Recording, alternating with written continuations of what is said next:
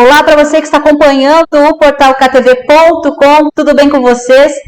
Estou aqui ao vivo agora, 20 horas e 22 minutos nesta quinta-feira, para bater mais um papo reto. E hoje a gente vai falar sobre um assunto muito importante, que é a educação. A minha convidada, ela está à frente aí dessa pasta que é muito importante, né? O pilar da sociedade é a educação.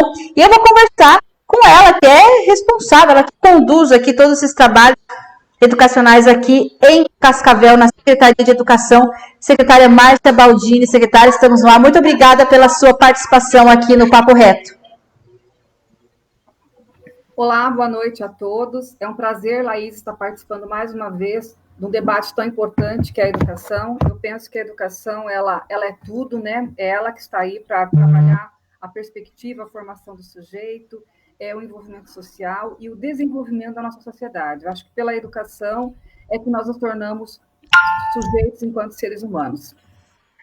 Isso mesmo, professor, eu também concordo com isso. E a gente está falando em educação no meio de uma pandemia, em plena pandemia aqui. Há muitas dúvidas sobre o método, se é um ano perdido ou não. Então, primeiro, a sua experiência como educadora, para as crianças vai ser difícil recuperar as atividades que não foram realizadas da forma ideal esse ano? Olha, eu vejo assim, esse não foi um ano perdido. Eu acho que pelo fato de nós estarmos vivos, nós estarmos bem, nós estamos ganhando a cada dia. Trata-se de uma pandemia, algo que, né, na história da humanidade ocorre de 100 em 100 anos. Essa é uma pandemia bastante séria. Já vimos aí a perca de muitas vidas de muitas pessoas. Existe toda uma discussão a nível de Organização Mundial de Saúde, de vários países aí do mundo que já passaram primeiramente pela pandemia, e realmente um certo receio da sociedade, dos países em retornar às aulas. Inclusive, hoje, a Organização Mundial da Saúde, ela publicou uma matéria que a idade de maior contágio, né, é a adolescência. O que antes nós tínhamos, né, ali a primeira infância, hoje nós temos a adolescência colocado como a idade de maior contágio. Então, a própria organização emitiu uma nota colocando um corte em relação a isso. Em relação à atividade educacional, eu percebo que realmente estamos tendo que nos reinventar, tanto os professores, as famílias, quanto os pais. E neste momento, desse processo de reinvenção que nós estamos vivendo, temos que aprender novamente a fazer aquilo que a gente já fazia, mas de modo a atender as crianças. Então, o conteúdo, o conhecimento é algo que nós podemos esperar. Nós estamos trabalhando e ele poderá ser recuperado no próximo ano e nos outros anos. Sim. A vida e a saúde não podem ser recuperada. Então, por isso que, na minha opinião, nós temos que cuidar muito da saúde das nossas crianças, dos nossos profissionais de educação e das nossas famílias. Certo. E, professora, o governo do estado já manifestou aí que não tem uma previsão de retorno das aulas. Já aqui em Cascavel, né, o setor privado, a gente viu o último decreto, ele autoriza a rede particular, as universidades primeiro, aí o ensino médio, nono ano. Crianças pequenas ainda não. O município está estudando isso ainda? Tem alguma perspectiva de retomada para as crianças? Ou não, isso nem está cogitado? Olha, nós temos a seguinte situação. Dentro do protocolo estadual, eu participei da comissão do governo do estado em relação à montagem do protocolo. Então, assim, no protocolo estadual, ele coloca a questão do retorno, primeiramente pelos adultos, né, o ensino superior, porque eles já sabem se cuidar, já sabem realmente discernir o que é certo e errado, e eles vão ter os devidos cuidados. Diferente da criança e adolescente, que não, que a criança e adolescente, a escola é socialização, é contato, é convivência, além do processo de ensino. Uhum. Dessa forma, penso que o decreto ali colocado, né, em relação às escolas privadas, o segundo grupo que retorna pelo decreto do governo do estado é realmente o terceiro ano do ensino médio e o nono ano do ensino fundamental, porque são 2 fechamentos de ciclo, tanto do ensino médio quanto do ensino fundamental. E assim, ao meu ver, nós não temos uma previsão de estar voltando. Inclusive, a gente acompanha os termômetros nacionais O próprio governo de São Paulo, que tinha ali, né, toda uma fala de voltar às aulas agora para setembro, ele recuou. Inclusive, na próxima semana, ele vai dizer, vai tomar a decisão se São Paulo volta às aulas esse ano ou se realmente vai só trabalhar de forma remota e retornar apenas no ano que vem. Então, eu penso que nós temos que aprender com as experiências de outros países, de outros estados e de outras cidades maiores, porque nós não podemos pegar como termômetros cidades pequenas, que têm pouquíssimos casos, ou que nem teve. E se trata de uma decisão muito séria, muito complicada, porque envolve a saúde das crianças. E nós precisamos ter realmente a resposta dos pais. Os pais concordam? Os pais querem? Como que os pais vê a questão do retorno hoje? E, professora, até o município lançou uma pesquisa, o Estado também, até a informação que eu tenho é que 79% dos pais na rede estadual disseram que não querem retorno das aulas. E no município, essa pesquisa já saiu, os pais já se manifestaram? Olha, no município nós lançamos uma pesquisa no intuito de estar avaliando as atividades remotas, até para sentir a dificuldade dos pais e perceber aquilo que a gente precisa melhorar. Então, até hoje, né, que nós fechamos a pesquisa amanhã, nós tínhamos respostas, 18.180 pais haviam respondido. E desses pais que responderam, a grande maioria deles, lá tem uma pergunta, que sugestão que eles têm, se eles têm alguma questão a colocar, a grande maioria deles, que deu 500 páginas, tá? 500 páginas de sugestões, eles estão colocando que eles não querem o retorno das aulas esse ano, que temem pela segurança dos filhos. Quantos pais, professora? Qual que é o número? Pode repetir, por favor? Os pais que participaram, 18.180. E quanto? 18.180. E quantos que não quiseram, não querem o retorno?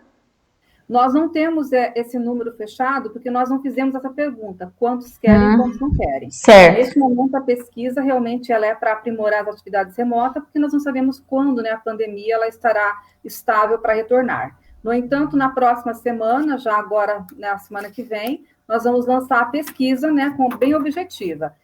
Os pais, né, com todas as medidas de precaução da pandemia, eles querem voltar ou não. Então, nós faremos uma pesquisa com a educação infantil, com o CEMEIS, e uma pesquisa com o ensino fundamental. Então, essa pesquisa ela vai ficar aberta durante 15 a 20 dias, para os pais estarem respondendo, e com base nela é que nós vamos tomar a decisão daí realmente, né, o que fazer.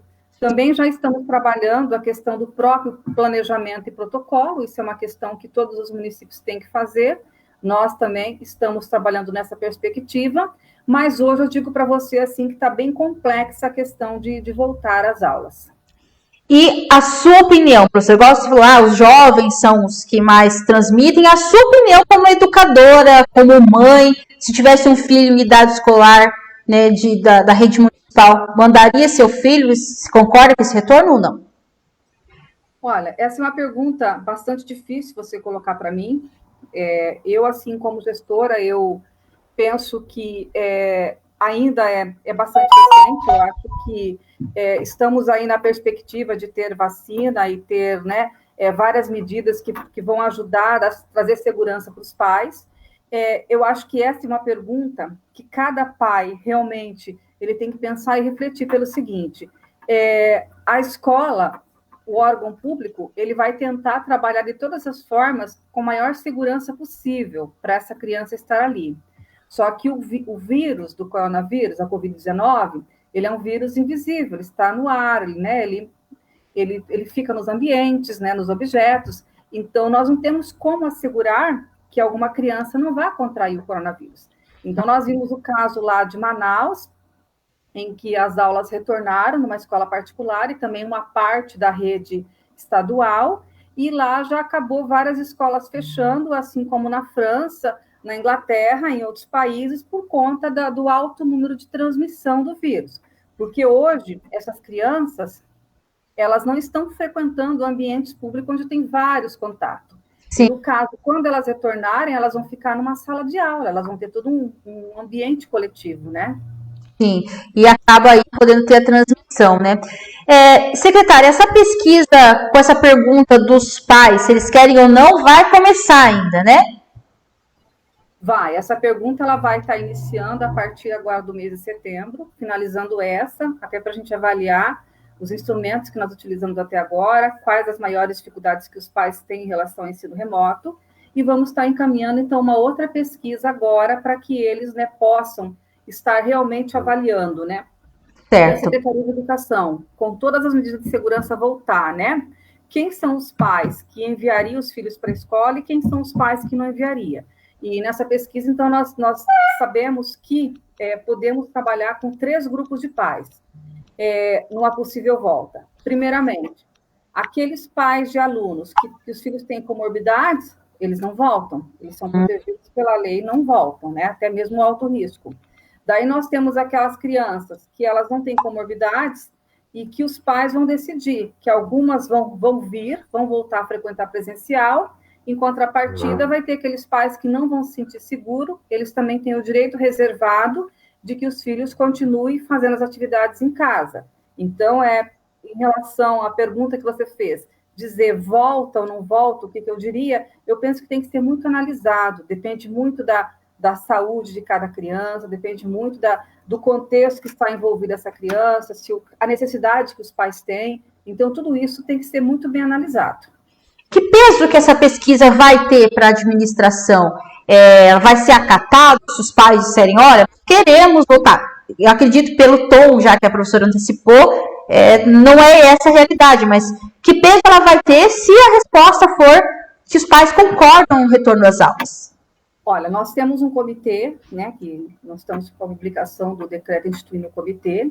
É esse comitê que ele vai estar trabalhando o protocolo, o planejamento, só que, por outro lado, nós temos 2 órgãos que estão acima de nós. Não é nós, a Secretaria de Educação, e nem simplesmente os pais que vão decidir. Trata-se de uma pandemia internacional de saúde pública. Quem vai decidir o momento do retorno é a própria Secretaria de Estado da Saúde e a própria Secretaria Municipal de Saúde por meio do COI. É eles que vão dizer por quê. A partir do momento que essas 2 secretarias se posicionarem, né, dizendo, pode voltar ou pode não voltar, eles estão nos dizendo que nós não teremos risco ao voltar. Então, é uma responsabilidade muito grande, porque trata-se da vida daquilo que de mais precioso nós temos, que são nossos filhos. Certo. E, professora Márcia Baldini, não sei se, embora tenha essa pesquisa toda, a prefeitura tem um protocolo. Queria que você detalhasse esse protocolo que a prefeitura tem para o eventual retorno das aulas. Assim, vai ser aquele híbrido, que é metade presencial, metade remoto? Vai ser online? O que a prefeitura pensa mais detalhadamente? Bem, Laís, eu vou falar o que nós temos de pesquisas em todo o país, e isso vai servir para a Prefeitura de Cascavel também. A perspectiva, tanto desse ano quanto do ano que vem, enquanto não houver um controle em relação à pandemia, é que o ensino ele deva ser híbrido. O que significa o ensino híbrido? Significa que nós não podemos colocar todos os alunos numa mesma sala, uma quantidade grande de alunos. Então, tem que respeitar o espaçamento, para que a gente evite o menos contágio possível. Então, uma parte dos alunos vão ficar em casa alguns dias com atividade remota, outra parte vai estar na escola. Depois, quando aquela parte que está na escola for para casa, a que estava em casa vem para a escola. Então, isso chama-se ensino híbrido. Alguns países, né, os países que já voltaram, estão utilizando o ensino híbrido. Certo. Professora, assim, eu quero explorar uns outros assuntos aqui, até para não se alongar. Tem até algumas perguntas aqui, só quero dar boa noite para Cristiane Bueno, Gisele Docena, a Késia Nascimento e a Ana Paula Figueiredo, que estão acompanhando. A Késia e a Ana Paula entraram no assunto que a gente vai conversar daqui a pouco. Mas a respeito dessa questão do retorno das aulas, então, o que mais a Secretaria tem a dizer aos pais neste momento? Pedir paciência para os pais na hora de lecionar, ensinar as atividades, se os pais estão tendo muita dificuldade, enfim. O que mais dizer a respeito disso? Olha, o que eu tenho a dizer para os pais é que esse momento que nós estamos passando é algo inesperado, que jamais a gente julgava que né, nessa altura do século XXI, nós poderíamos estar passando por uma pandemia dessa forma, e a gente está encontrando tanta dificuldade em relação a conter o avanço dela e até mesmo as pesquisas nas vacinas. Então, que aproveitem esse momento com os filhos. A gente sabe o quanto é difícil, eu também tenho parentes que têm filhos pequenos, que dependem da escola, o sacrifício está tanto para os pais quanto para as crianças e também para os nossos professores, porque a vida do professor também ela foi modificada de uma hora para outra, enquanto que você prepara uma aula para você ministrar é uma situação, agora a partir do momento que você tem que preparar uma aula, que você vai enviar para o pai, você nem sabe se o pai ele tem aquele conhecimento para ele ministrar aquela aula, para ele trabalhar aquela atividade, exige muito mais dificuldade. E você também está interagindo nos grupos sociais. Então, tudo isso é uma mudança muito grande para o professor, que está gerando um sacrifício de todos. Da mesma forma dos pais também. Quando que os pais imaginavam que eles teriam que estar com os filhos em casa durante tanto tempo? Desde o mês de março eles estão em casa, estão quase 6 meses com os filhos em casa. Então, e tem que estar tirando um tempinho para estar ensinando. A gente sabe que muitas vezes os pais não tem o conhecimento daquele conteúdo para ensinar, às vezes não entende, e a paciência também, porque a gente sabe que os pais, a maioria dos nossos pais da escola pública são pais trabalhadores, trabalham o dia todo, e depende do final de semana, depende da noite para estar ensinando os filhos. Os pais, eles não têm, muitas vezes, a disponibilidade de estar em casa. Hoje, a sociedade exige que o pai e a mãe trabalhem para dar melhores condições para os filhos. Então, eu digo para eles, tenham paciência, não brigue com os filhos de vocês. Aproveite esse momento. É um momento que está sendo difícil para todos nós. E vai chegar o momento das aulas voltar. Mas enquanto não houver segurança, nós temos que ter paciência, equilíbrio e nos ajudando. Tanto os professores quanto os pais com os professores e com os alunos. Nós estamos esse tripé da escola pública e de todas as escolas públicas e privadas, nós precisamos agora, nesse momento, nos ajudar, não desanimar e realmente tentar mediar esse conhecimento com os filhos, né, com os filhos, com nossos alunos, né, para manter esse vínculo com a escola. E isso é em todas as séries, desde a educação infantil, o ensino fundamental, o ensino médio.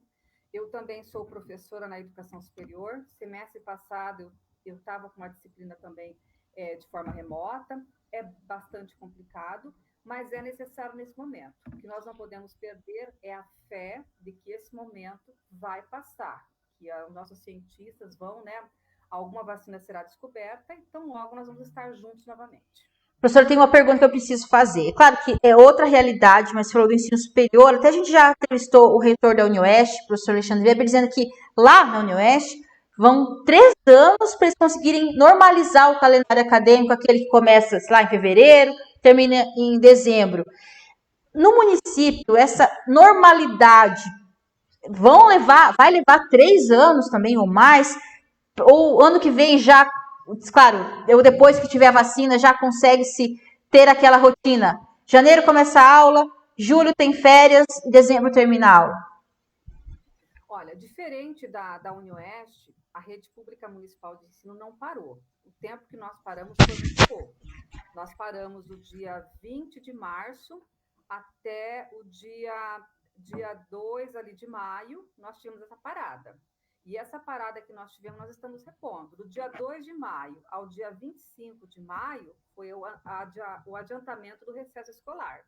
Os nossos professores, após isso, do dia 25 de maio em diante, eles continuaram enviando as atividades remotas, estão fazendo atividade remota ao sábado, estão trabalhando ao sábado para repor o calendário escolar. Inclusive, nós vamos ter agora, a partir do mês de setembro, 1 hora por dia também a mais de envio de atividades, e eles vão estar à disposição dos pais para atender. Então, diferente da UniOeste, nós continuamos com atividades remotas, nós não paramos em nenhum momento. Aliás, o único momento que nós paramos foi no mês de março. Então, nós vamos conseguir terminar o calendário escolar no dia 21 de dezembro. Só que daí, Laís, nós temos uma situação. Existe um parecer do Conselho Nacional de Educação, em que coloca que, na pandemia, nós não podemos, de forma nenhuma, prejudicar o nosso aluno, a nossa criança, porque ela não veio para a escola, não por vontade própria dela ou dos pais, mas por uma pandemia. E elas estão recebendo essa atividade em casa. Então, a orientação que nós temos diante da legislação federal é que ocorra esse ano de 2020 vai haver uma junção num ciclo único com 2021. Esse ano, os alunos que buscaram as atividades que fizeram, eles vão ter uma progressão para o ano de 2021. E no ano de 2021 é que vai ter uma avaliação realmente de progressão ou de retenção, ou seja, de aprovação ou de reprovação. No entanto, aqui nós temos uma situação bastante séria, Laís. De forma nenhuma, os pais podem falar assim, não vou mandar meu filho para a escola. Por quê? Hoje mesmo nós estamos conversando, essa semana, a evasão escolar, juntamente com o conselho, vamos estar mandando alguns casos para o Ministério Público, porque o que a família não pode fazer é simplesmente levar o filho lá para uma cidade, aos 100, 200 quilômetros daqui, não pegar atividade, ele está matriculado. Muitos casos, professora? Temos casos assim. Também temos casos de famílias que se mudaram e não pegaram a transferência dos filhos. Esses casos vão para o Ministério Público e terão sanções muito sérias para os pais. Então, a presença da criança e o vínculo dela com a escola é através das atividades remotas. E isso não é algo exclusivo de Cascavel. Isso é algo que está acontecendo em Cascavel, em Maringá, no Paraná todo, no Brasil todo e no mundo todo. Porque trata-se de uma pandemia, não é por vontade nossa, nem por vontade dos pais, nem por vontade das crianças. Por isso que nós temos que ter essa cautela, esse cuidado. A responsabilidade da escola em estar atendendo, em estar enviando atividade, agora começamos a enviar merenda, e a responsabilidade dos pais em estar buscando atividade, estar realmente passando para os filhos ali, tentando ensinar, fazer essa mediação, não deixar cortar esse vínculo com a escola e com o processo de ensino. Daí, essa junção para o ano de 2021, é no ano de 2021 que vai ser analisado a retenção ou não. Isso, na história, nunca ocorreu. No entanto, é a primeira vez que isso vem ocorrendo. Por isso que é algo bastante complicado. Já houve a aprovação de uma lei nacional, agora os respectivos órgãos normativos dos estados e dos municípios farão as demais normatizações para dar amparo legal. Professora, quando vai ser levado isso no Ministério Público e quantas famílias vocês estimam aí que estejam com esse problema de não estar levando o filho para a escola, incorrendo aí, inclusive, em desrespeito ao Estatuto da Criança, que pode ter sanção? Nós temos um percentual que não é muito grande, tá? É um percentual pequeno que nós temos em relação a de estar deixando de buscar as atividades, perto do montante da nossa rede, e esse percentual dos pais que não estão buscando já foram todos passados para o evasão escolar, e aqueles casos que o evasão escolar já identificou, por exemplo, nós temos uma das famílias que já mudaram 3 vezes nesse período. E não é mudando em Cascavel, mudaram de cidades. E hoje estão numa outra cidade que a gente não consegue endereço. Esse caso vai para o Ministério Público, que é um caso de polícia, porque, quando sai, existe a responsabilidade, quando muda de cidade, de pegar a transferência, a documentação do aluno e estar matriculando numa outra escola. Isso é responsabilidade dos pais, está previsto lá no Estatuto, está previsto na LDB, está previsto na Constituição e tem que ser cumprido. Então, o nosso percentual, considerando o montante da rede municipal, ele é muito pequeno mesmo. No entanto, nós não podemos deixar nenhum aluno para trás. Todos os casos que são colocados pelos nossos diretores, pelos nossos coordenadores, o evasão escolar está indo atrás.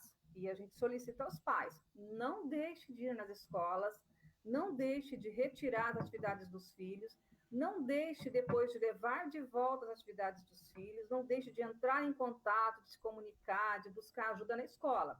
Os nossos profissionais estão lá à disposição para ajudar, para orientar naquilo que for preciso. Certo, eu quero que o Juscelmino lê algumas mensagens. Juscelmino, não sei ler o sobrenome dele, diz que nós, professores nas escolas, temos nos esforçado para bem atender a população, todos estamos à disposição. Algumas pessoas pedindo sanciona Paranhos, que a gente vai falar sobre o homeschooling daqui a pouquinho. A Cristiane Bueno diz que os professores de educação pública municipal estão à disposição dos alunos e pais. Eu também faço meu papel aqui de fui aluno um dia, os professores realmente também estão sendo guerreiros. Os pais estão sendo guerreiros, mas os professores também, né, professora, nessa pandemia. Exatamente. Nossos professores estão nos surpreendendo a cada dia, estão superando as expectativas que nós tínhamos. Realmente a gente percebe a dedicação, o amor que eles têm. E quantos professores a gente sabe que chega na sala de aula, vê a sala vazia, vê a escola vazia, chora, né? Porque nós que somos professores, eu penso que todos nós escolhemos essa profissão, porque além de ser uma escolha, é algo que gostamos muito. E a nossa preocupação com o nosso aluno é muito grande. Então, os professores da Rede Pública Municipal de Ensino de Cascavel estão fazendo muito bem feito seu papel nesse período de pandemia, estão se reinventando, estão dando exemplo para o Brasil todo. Então, só tenho realmente que agradecer, né, o papel que eles vêm desempenhando, a função que também eles vêm fazendo para os nossos alunos, para jamais deixar morrer essa chama importante que é o ensino, que é a educação. A Griselda perguntou, desculpe, mas não estou sabendo desta merenda. Está sendo entregue? Já foi? Como é que está a questão da merenda, professora? Pergunta bastante importante, Griselda. Até ontem eu estava acompanhando alguns comentários no Facebook de um meio de imprensa e fiquei assim, bastante preocupada e até um pouco triste. Por quê? O que aconteceu? No mês de maio, no mês de junho, nós tivemos ali o início da pandemia, então a gente tinha a perspectiva de voltar. Então, foi ofertada a cesta básica somente para os alunos de Bolsa Família. No entanto, agora, no mês de agosto, com a perspectiva que não conseguimos voltar até agora, não sabemos quando volta. Quando voltar, nós vamos ter o ensino híbrido, tanto remoto quanto presencial, então foi necessário buscarmos algumas outras estratégias em relação à entrega da alimentação escolar. Então, o que nós fizemos? Nós estamos pegando o montante de recursos que nós temos da merenda. Só para informar, Griselda, você que deve ser mãe, nós recebemos uma média de 40 centavos por dia para os alunos do ensino fundamental e R$1 para os alunos da educação infantil. Esse dinheiro quase não dá para nada. O município ele tem que entrar com complementação de recursos livres. Então, hoje, como que nós estamos fazendo e o que nós vamos fazer?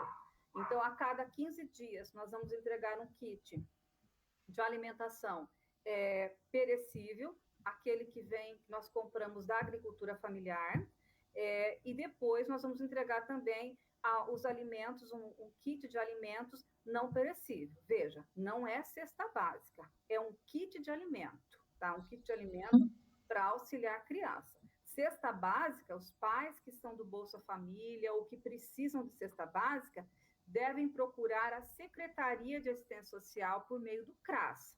No nosso caso aqui, nós vamos entregar o kit de alimentação.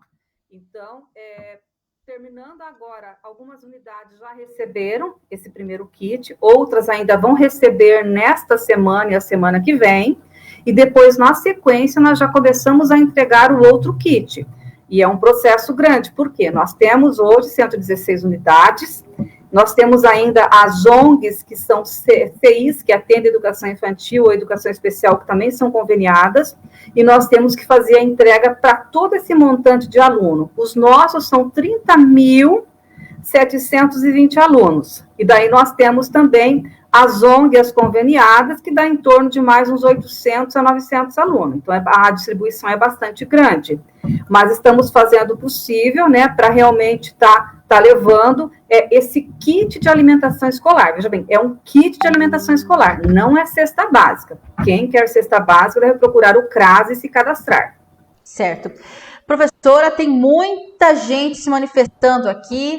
Vamos falar sobre esse assunto, né? O homeschooling, o ensino domiciliar, foi aprovado essa semana na Câmara de Vereadores, um projeto polêmico, delicado, alguns contra, outros a favor, porque em Cascavel tem algumas famílias que já desenvolvem esse tipo de atividade. Primeiro, a Secretaria de Educação, até no processo, várias vezes em audiências públicas, se manifestou que não é favorável a esse método. Então, de fato, a Secretaria não é favorável. Por quê, secretária? Não concorda com ele por quê? Bem, eu, como professora da Rede Pública Municipal de Ensino, filha realmente da escola pública, minha mãe também é professora, eu não sou favorável a esse método. Penso que nós moramos em um país democrático, que todos têm o direito de se manifestar, né, sem ofensas a ninguém. Então, eu participei em vários momentos nacionalmente, estive no Conselho Nacional de Educação, estive no Senado Federal 2 vezes, estive na própria Câmara de Vereadores, tenho ofício encaminhado aos nossos vereadores da Comissão de Educação desde o mês de fevereiro, colocando o posicionamento contrário da Secretaria de Educação. E o meu posicionamento também contrário. Por quê? Nós trabalhamos na perspectiva da legislação educacional e da legislação brasileira, e nós sabemos que não tem respaldo constitucional esse projeto. Então, a legislação nacional, ela coloca o quê? Quem é que vai prover as diretrizes da política educacional? É o governo federal, que vai prover isso para os municípios, vai dar direção para os municípios e para os estados, com base na Constituição e na LDB. E outras questões que eu penso bastante importante também aqui destacar. Eu vejo, entendo a escola como um processo, como local de socialização do conhecimento, onde nós temos o nosso objeto de trabalho é o conhecimento, o nosso sujeito é o aluno, e por meio das interações e relações sociais é que nós nos desenvolvemos. E a escola é o local de transmissão e apropriação do conhecimento científico. Pensa bem a criança que vai ficar apenas em casa. Como que ela vai adquirir algumas habilidades sociais, né? A questão do respeito, várias questões que envolvem a diferença. Então, eu penso que a escola, ela tem um papel fundamental, historicamente, foi constituída, é um lugar de respeito, um lugar de processo de ensino. Outra situação, a escola, para você ser professor, você precisa estudar.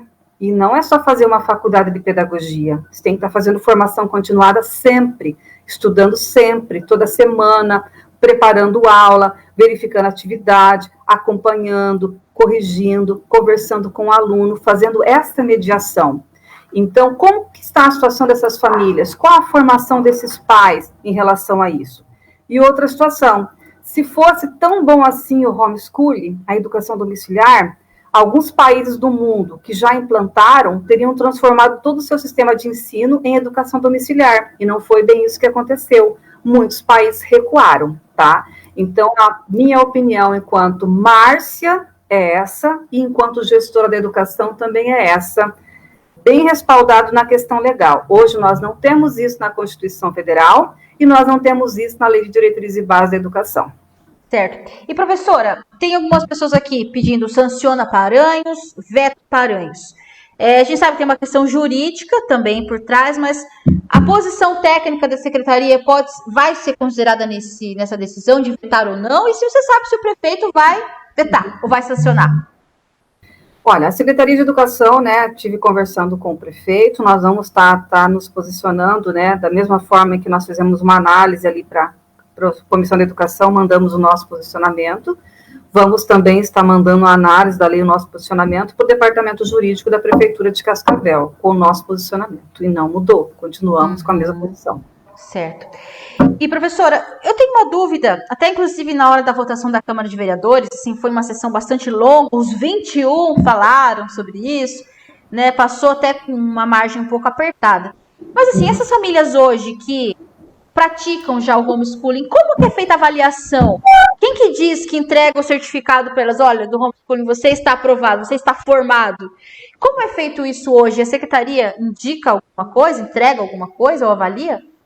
Não, hoje não é feito nada disso, nem a nível de município, nem a nível de estado. O que nós temos hoje para o município, os alunos que os pais aderiram ao homeschool, eles são dados como evadido nosso, é abandono escolar. Nós encaminhamos para o Ministério Público e eles tomam as providências. Da mesma forma que é muito corrente o Ministério Público nos enviar pedindo de algum aluno se está na nossa rede ou se está cadastrado no SERI, e a gente também responde quando encontra ou quando não encontra essa criança. Daí são casos de homeschooling que o Ministério Público está atrás, porque hoje a Constituição Federal ela é muito clara em relação ao dever do Estado e o dever da família, da mesma forma o Estatuto da Criança e do Adolescente. Então, essas famílias que hoje estão na educação domiciliar, a forma que talvez eles encontrem é acionando por meio da Justiça, ou esperando o Enem, quando o Enem valida ali a conclusão do ensino médio. Não existe uma outra forma hoje no Brasil que ampare essas famílias. Existiu um debate, um debate no próprio Supremo Tribunal Federal, O Supremo Tribunal Federal, então, votou contrário, que não cabe a eles, porque não tem normatização em relação a isso. Tínhamos algumas leis no próprio Congresso Nacional, pelo que eu soube, elas não evoluíram, não progrediram, né? E como não houve essa progressão, nós não temos respaldo. Para começar, nós tivemos ali um Fundeb aprovado, que ele não entrou de forma nenhuma questão em relação ao domiciliar. Por exemplo, o município ele não pode pagar nenhum tipo de coordenação para acompanhar a educação domiciliar com recurso do Fundeb. Por quê? O Fundeb é para a educação básica, ensino regular, a educação especial, a educação de jovens e adultos, a educação infantil, né? Tudo, o ensino fundamental, o ensino médio, né? Aí acabaria não entrando. E, professora, mas se falou... Bom, pode falar, por favor, pode continuar. Mas, assim, quero colocar aqui que esse debate aqui em Cascavel, ele foi no âmbito do Poder Legislativo. Eu penso que nós moramos em um país democrático, o debate tem que existir, respeito à discussão deles, respeito à discussão das famílias, só que o meu posicionamento é esse. Então, eu respeito a Constituição Federal, nós temos ali uma Constituição, isso não está lá, né? Não aparece lá, não foi normatizado esse nosso país, e volta a colocar. Se fosse tão bom, será que os países mais desenvolvidos não teriam tudo aderido à educação domiciliar? Sim. Essa é a pergunta que eu deixo. Professora, eu só quero explorar um pouco mais esse assunto. Eu tenho um questionamento para fazer o contraponto, né? Não vou entrar no mérito também, né, nem dar minha opinião. Mas aqui a Kézia disse, a Constituição Federal coloca o direito sendo da família e escola, não apenas escola. Aí entra aí.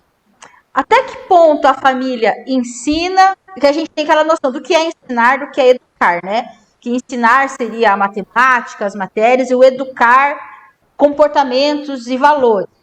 Existe essa dissociação no sistema pedagógico hoje? A família ela tem esse direito de ensinar e educar? Se mistura isso? Ou na pedagogia essas coisas... Como são encaradas essas coisas na pedagogia? Bem, o que nós temos em relação à educação, a própria diretrizes curriculares nacionais da educação básica, da educação infantil e do ensino fundamental, a resolução 01 de 2009, que é da educação, 05 de 2009, que é da educação infantil, daí nós temos a do ensino fundamental, que é a 07 de 2010, e daí nós temos a educação básica 04 de 2010, elas são normativas que está normatizando algum artigo da LDB. E lá coloca muito bem que a educação básica, ela é cuidar e ela é educar.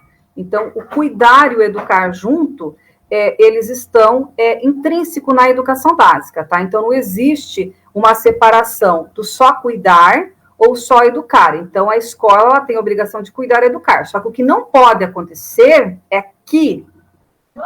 Só um minutinho, Laís, vou ter que abrir a porta que minha filha chegou. Já volto, professora, não tem problema. Gente, entrevista em casa é assim, a professora Márcia Baldini já está na casa dela, aí a filha dela chegou ali, né, até eu agradeço, vocês todos estão participando aí, né, e pronto, em casa é assim mesmo, a pandemia a gente se adapta, professora, não tem problema não, abriu a porta para a filha, não vai deixar a filha na rua, né? Abri a porta, a menina já entrou. Tá bom. Então, continuando, professor, então, essa dissociação de ensinar e educar, cuidar também, pode continuar. Então, assim, eu vou continuar conceituando isso. Por que eu digo que a escola tem a função de cuidar e educar? Porque quando eu ensino, eu estou cuidando do meu aluno, tá? Só que é muito diferente o cuidar da família e o cuidar da escola. Nós sabemos que a família, ela tem uma função, que é o educar. A educação vem de casa, os princípios vêm de casa. A escola, se nós pegarmos a função social da escola, ela está ali desde o início, né, da sua constituição, historicamente, a transmissão e a mediação do conhecimento científico, né, o ensino das competências acadêmicas para o desenvolvimento humano. Então, existe uma diferença muito grande entre uma questão e outra. O que ocorreu na sociedade, né, nos últimos anos, nas últimas décadas, é o quê? Com a entrada da mulher para o mercado de trabalho e toda essa sobrecarga, né, acabou acontecendo que as famílias acabou levando isso para a escola e a própria escola e a função docente acabou abraçando tudo isso. Então, existe hoje realmente uma distorção em relação ao papel da escola e ao papel da família, mas nós temos que estar retomando isso. Eu penso que trago aqui uma fala do do meu prefeito, que ele colocou, concordo inteiramente com ele, que nunca foi tão necessário se pensar o papel da escola como nessa época de pandemia, o papel do professor e a importância que o professor tem e que a escola tem. Sabemos que a família, ela tem o papel, a função realmente de ensinar, de transmitir valores, de educar os filhos, acompanhar os filhos, e a escola de trabalhar as competências acadêmicas e as funções psicológicas superiores, o conhecimento científico para o nosso aluno. Está aí, professora, eu preciso fazer a pergunta que não quer calar. A gente até já tentei especular um pouquinho, mas afinal, a prefeitura vai vetar ou não vai essa lei? E caso, se há disposição, inclusive, de brigar na justiça com uma ação direta de inconstitucionalidade, que podemos ver pela frente aí, que o prazo para sancionar ou vetar são 15 dias após a aprovação, então temos um lapso aí de tempo. Eu acho que é 30 dias, não é? 30 dias? Bom, enfim, 15 ou 30. Tudo bem, mas... 30 dias a partir do momento que a Câmara protocole isso, né? Que manda para a prefeitura. Então, eu acho que tem esse tempo aí, agora a Câmara ela tem que estruturar, ela manda para a prefeitura, né, com uma justificativa. Então, mas vai vetar ou não vai? O jurídico vai analisar. Se for pela Secretaria de Educação, nós vamos sim já reencaminhar novamente o documento pedindo, então, o veto em relação a essa lei. Por termos a concepção que, para se implantar um projeto desse, tem que ser muito melhor discutido e tem que ter respaldo constitucional. Sim. Gente, esse é um debate que vai longe ainda, como até disse, tem o prazo, tem o processo legislativo. Vai para a prefeitura, para o prefeito sancionar ou vetar, ou o prefeito também pode não fazer nada, não se manifestar, e volta para a Câmara promulgar. E se for promulgado, que é, digamos, que a Câmara sancione essa lei, aí ela entra em vigor. Mas se tiver o veto volta para a Câmara, os vereadores vão discutir se mantém ou se derrubam o veto. Então, isso vai longe ainda, né, secretário? Vai longe. Tem todo um tempo, né?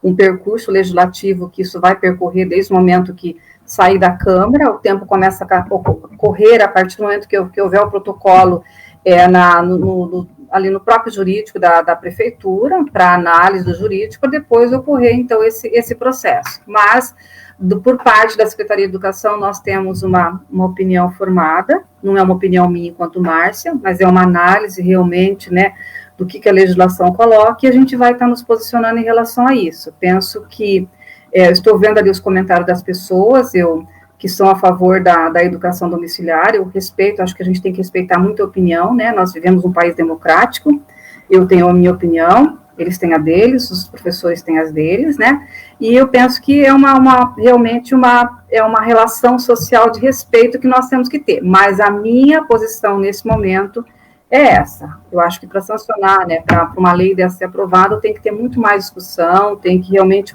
definir isso para a sociedade tem que entender, realmente. Eu acho que os vereadores fizeram o papel deles lá, né, aqueles que levaram para o debate, voltaram.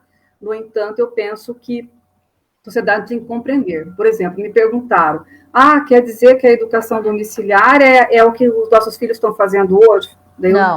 Não, existe uma diferença muito grande.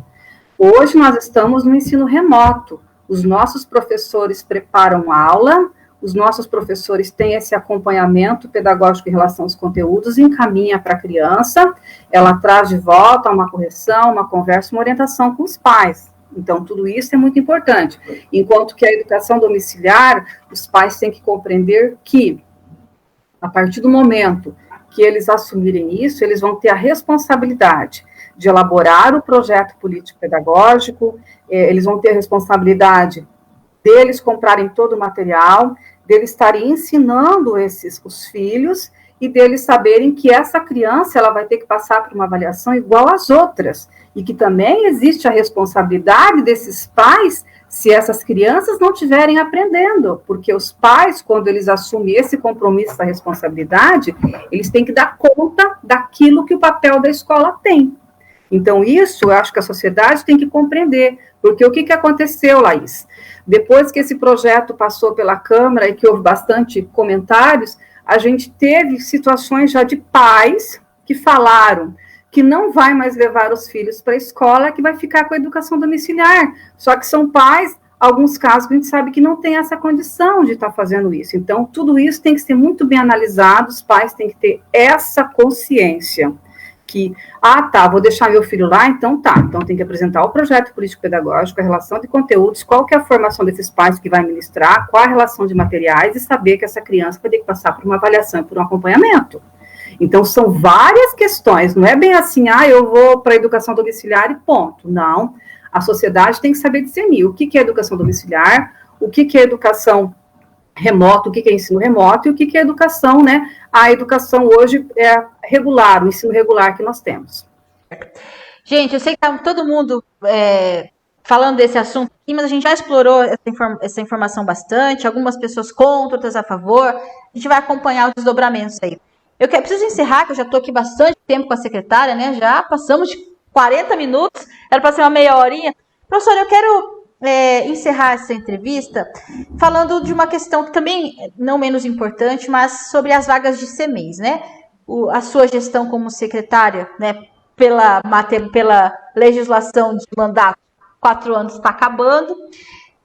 Vai encerrar com vagas de CMEIs com fila muito grande ainda?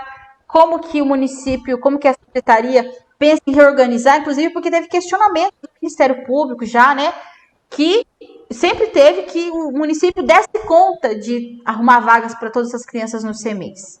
Inclusive, até apesar da pandemia, inclusive considerando o cenário da pandemia. Então, assim, Laís, eu vou dizer uma questão para você. A fila de CMEI, ela jamais vai zerar. Se você acompanhou hoje, né, o resultado do censo do IBGE, que saiu em relação ali às maiores cidades, né, do Paraná, Cascavel, ele subiu ali muito nos últimos anos, aumentou muito o número de habitantes. Então, é uma cidade que está em desenvolvimento, em crescimento, graças a Deus, uma cidade muito bonita, que eu escolhi há 30 anos para viver aqui, jamais me arrependo. Só que quando a cidade ela tende a ter um crescimento, né, bastante grande, ela vem crescendo, tem várias universidades aqui, é uma cidade de oportunidade, então as pessoas vêm para cá, se estabelecem aqui, constituem família e vão para a fila do CMEI. Uma questão que eu estou percebendo hoje, que nós vamos ter que pensar em algo para mudar isso, é que a pessoa nem mudou para cá ainda, igual no atendimento no posto de saúde, pega um comprovante de residência e vai lá e já faz a inscrição da criança lá na fila do CMEI. Então, hoje a fila do CMEI realmente ela está grande. Temos também um grande número de escolas privadas, né? Então, que os pais estão tirando, estão vindo para a nossa fila. Penso que isso é um pouco por conta da pandemia, da crise econômica que nós estamos vivendo, e, por outro lado, também é por conta da qualidade do ensino que é ofertado. É tudo um conjunto. A melhoria nas estruturas físicas e o trabalho maravilhoso que os nossos professores desenvolvem nos nossos CMEIs. Acho que você acompanhou a inauguração do CMEI ali Terra Nova. Eu desconheço uma escola, né, que tem uma estrutura tão bonita quanto aquela, assim, muito bonita. Iniciamos as transferências dos professores, logo vamos estar, né, já estamos com uma quantidade grande de alunos matriculados, vamos estar matriculando o restante.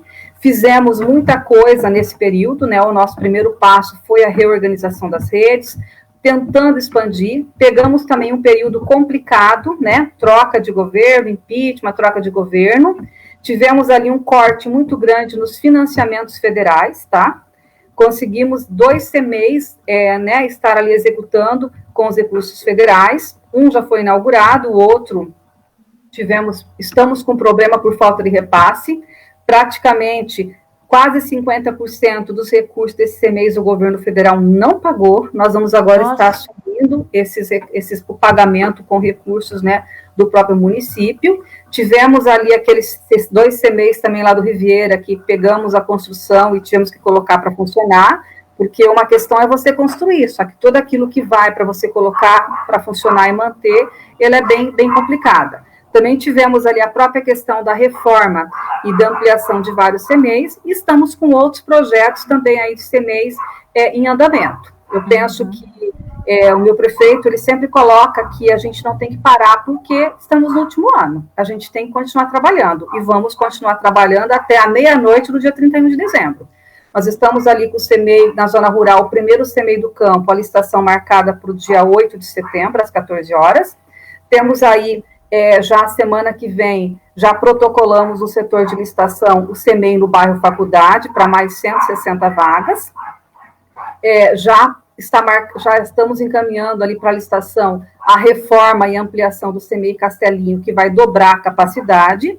Estamos construindo, fora os demais CEMEIs que reformamos, e estamos também agora construindo a nossa LDO. A LDO a gente vai deixar pronta. Inclusive, o próximo CEMEI que entra ali na questão da LDO é o CEMEI Peter Pan, um dos CEMEIs mais antigos de Cascavel. Vamos reformar esse CEMEI, vamos ampliar. E temos também ali, fora os que estão cadastrados no governo federal, que são 6 projetos aprovados, né? O dia que o nosso governo resolver, né, fazer a redistribuição de recursos para a educação, tenho certeza que quem estiver na gestão vai ter esses projetos lá prontos, somente para receber o dinheiro, para licitar, para executar o que nós estamos fazendo. E também estamos também colocando na LDO mais a construção de um CEMEI ali na região perto do Lago Azul, esqueci o nome do bairro, ali perto do Lago Azul também. Então, estamos trabalhando nessa perspectiva. Também estamos ampliando os convênios com as ONGs, vamos conseguir deixar ali para o ano que vem, em torno de mais 180 vagas, né, para as ONGs. Estamos agora com a alteração do Fundeb, também já estudando a possibilidade de mais um chamamento público desse ano para vagas nos CIs, e também um credenciamento de vagas para as privadas de 0 a 3 anos. Então, isso são questões que nós estamos trabalhando para reduzir a fila. Só que, como eu te disse, a fila jamais vai zerar. Ainda mais, quanto mais a gente mostra o trabalho exemplar assim, que nossos professores desenvolvem na educação, mais aumenta a nossa fila. Só para colocar, sei que está com pressa aí, mas só para colocar para você. No dia da inauguração daquele CEMEI lá do Terra Nova, né, que a gente, né, mostrou lá aquela estrutura, e dali do Júlio Inácio, nós tivemos, no único dia, uma procura de 80 pessoas na nossa fila do Cadu. No único dia, 80 pessoas. Fora as pessoas que foram até lá na prefeitura achando que era lá que fazia matrícula, era lá que fazia cadastro. Então, cada vez que a gente inaugura uma reforma, alguma coisa, e a gente mostra o trabalho que os nossos professores realizam, né? Agora nós não temos mais o Facebook da CEMED pelo período eleitoral, mas a gente tem alunos, e isso é algo assim que eu tenho muito que agradecer aos meus professores, tá? Os meus professores, Luiz. Ó, só mais uma questão que eu quero te colocar. Eu também tenho uma pergunta, mas pode falar, daí eu faço mais uma pergunta e a gente encerra. Tá, então, pode falar. E uma outra coisa também importante, tá? Nós não tivemos só aumento de alunos na educação infantil. Antes da pandemia, nós tivemos um acréscimo muito grande do ensino fundamental. Do ano de 2018 para 2019, nós tivemos quase 1.000 alunos que aumentou. E 2019 para 2020 também. Isso antes da pandemia. Porque agora, na pandemia, tivemos, sim, um número de 260 alunos que saíram das privadas e veio para nós. Mas o aumento ele foi anterior a isso. Isso mostra que o trabalho realmente sério que a rede pública municipal de ensino desenvolve, que os nossos professores, os nossos servidores vestem a camisa, e é um conjunto, né, que leva a todo esse trabalho. Então, eu penso que esse conjunto mostra os números que nós temos hoje. Tivemos falha nesses anos, Laís? Sim, Laís, eu reconheço.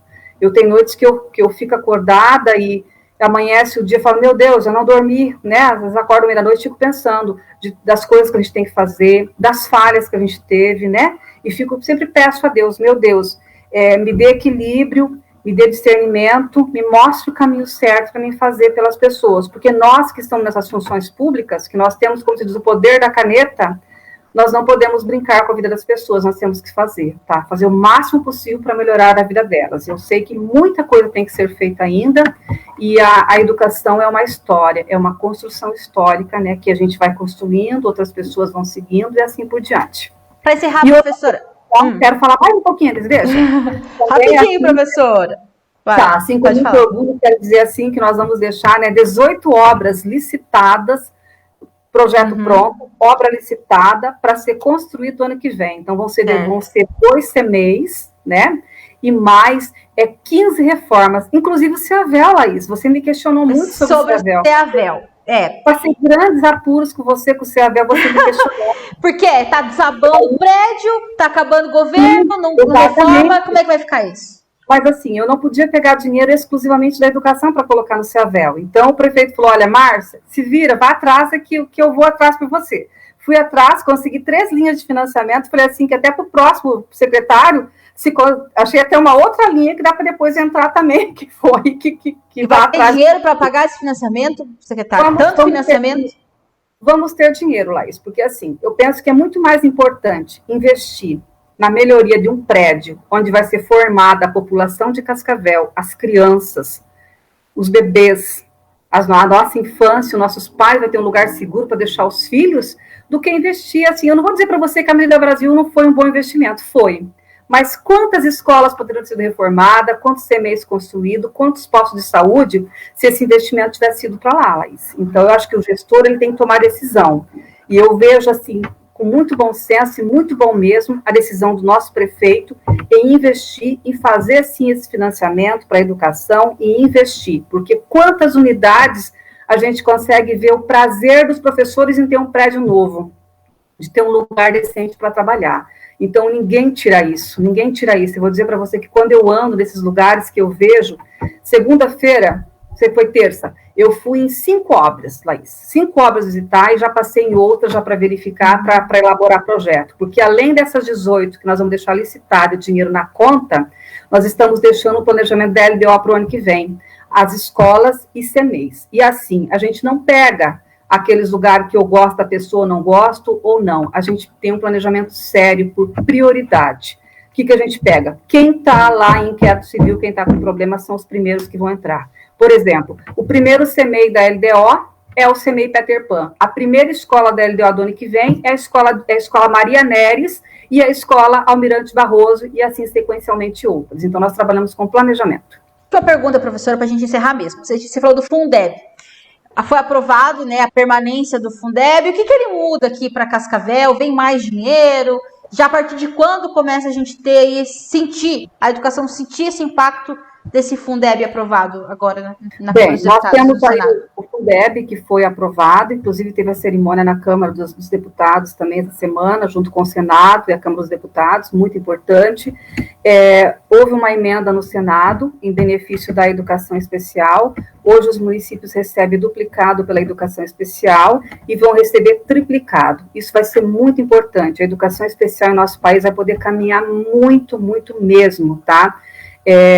No atendimento especializado. E a educação infantil, de todo esse montante de 23%, que vem a mais dinheiro novo no Fundeb, 5% é exclusivamente para a educação infantil, tanto na melhoria da questão da carreira da educação infantil, quanto na melhoria das estruturas e expansão da rede. Então, esse é um dinheiro novo que vem. Lógico, esses 23%, eles não vêm assim de um ano para o outro. Eles vêm, né, de forma sequencial até 2026, só que já vai melhorando tudo isso. E não podemos esquecer de todo esse recurso que ele vai, esse dinheiro novo que ele vai vindo a mais, uma parte do Fundeb, 70% é para a carreira docente, e os outros 30% ele é para MDE, manutenção e desenvolvimento do ensino. Então, não é tudo só para os alunos, né? Tem toda uma divisão para os professores, impacta tudo aí. Sim, tem uma divisão com os professores, e desses 30% que sobra ali do MDE, manutenção e desenvolvimento do ensino, 5% é exclusivo para a educação infantil, e existe um percentual que ele vai triplicar o investimento em relação à educação especial. Inclusive, essa emenda da educação especial foi do Flávio Arnes. E a questão dos 5% na educação infantil, nós tivemos todo um conjunto, né, de deputados, né, e do próprio governo federal, né, que tem que reconhecer essa questão, que apontou isso. Outro ponto importantíssimo do Fundeb, que eu tenho muito orgulho de dizer, foi a aprovação do CA, do Curso Aluno Qualidade. Tivemos ali a campanha pelo direito à educação, que brigou muito, lutou muito por isso. E isso vai ser algo importantíssimo, porque vai estar na Constituição Federal.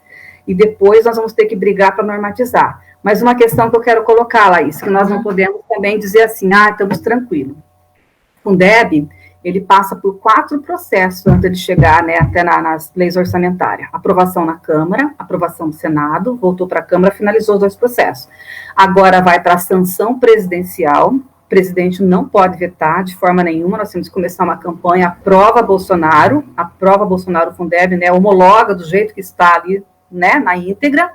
E uma outra questão que nós temos que fazer o próprio Congresso Nacional e o Senado já tem uma comissão mista que já iniciaram as leis de regulamentação. Agora vem a lei de regulamentação do Fundeb. Essa é muito importante.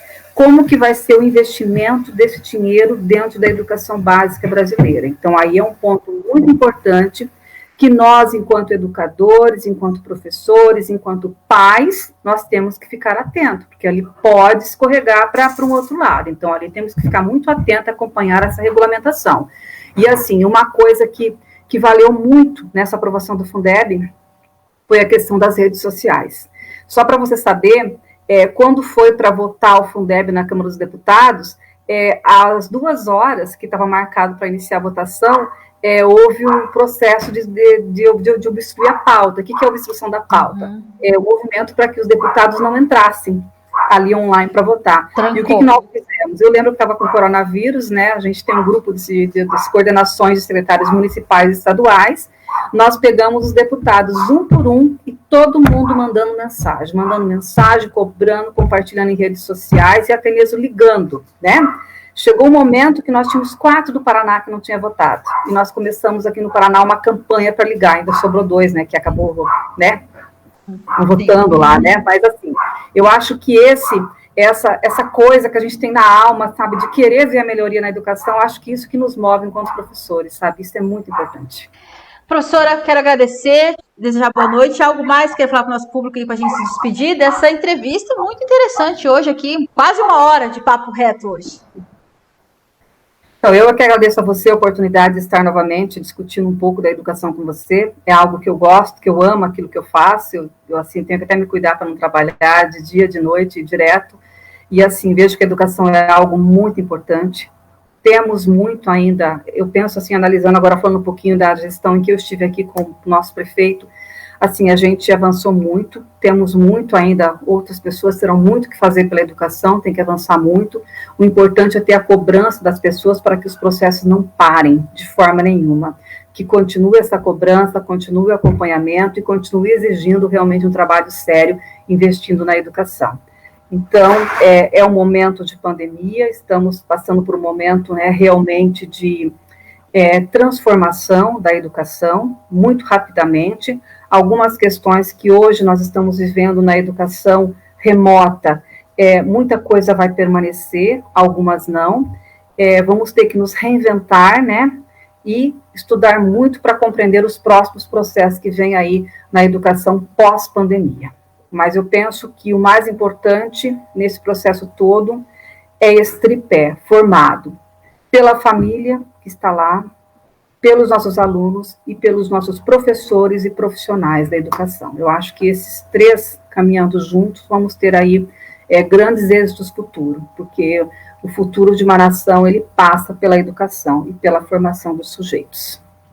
Muito obrigada, professora Márcia Baldini, pela sua entrevista, pela sua participação aqui. Eu agradeço também a todos vocês, tivemos uma interatividade muito grande, eu agradeço todo mundo mesmo que deu sua opinião, por esse debate, né, com qualidade, que a professora proporcionou, que os participantes aqui falaram também, né, sem baixaria, que a gente vê tanto debate de baixo nível aí, em alguns pontos, principalmente quando se trata de questões meio políticas ou que vai para o campo político. Então, foi muito bom esse papo reto. Professor, mais uma vez, boa noite. Boa noite a todos vocês que nos acompanharam.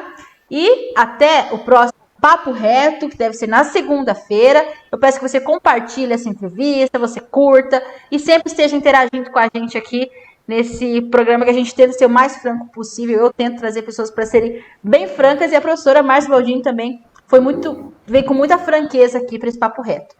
Muito boa noite a todos vocês e até a próxima entrevista do Papo Reto.